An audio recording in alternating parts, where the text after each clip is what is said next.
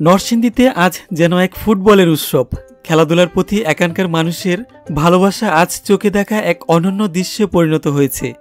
ঢাকা সিলেট মহাসড়কের পাশে নরসিংদী শিবপুরের কুন্দারপাড়া লাল সবুজের মাঠটিতে ভিড় জমেছিল হাজারো দর্শকের। খেলা শুরু হওয়ার অনেক আগে থেকেই মাঠের চারপাশে জমে ওঠে উৎসবের আমেজ। বিকেল 4:30টায় বাঁশির সঙ্গে সঙ্গে শুরু হয় প্রতীক্ষিত ম্যাচ। শিবপুরের বিরাজনগর টিম বনাম নরসিংদী সদরের গফুরের টিম। খেলার প্রথম মিনিট থেকেই দুই দলের খেলোয়াড়রা যেন নিজেদের সেরাটা উজাড় করে দেয়। দর্শকদের গর্জনে কেঁপে ওঠে মাঠ। প্রতিটি পাস, প্রতিটি ট্যাকেল, প্রতিটি আক্রমণে উচ্ছ্বাসের ঢেউ ছড়িয়ে পড়ে চারদিকে।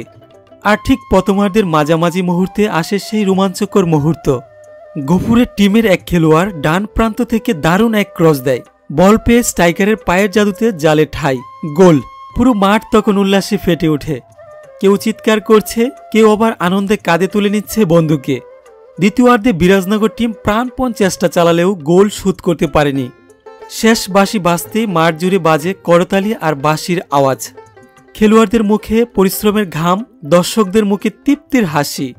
খেলা শেষে গফুরের টিমের সমর্থকদের উল্লাসে মুখরিত হয়ে ওঠে পুরো কুন্দারপাড়া লাল সবুজের মাঠ। আর দর্শকদের মুখে একটাই কথা, এই তো আসল নরসিংদী। খেলাধুলায় প্রাণ ভরা, ঐক্যে ভরা।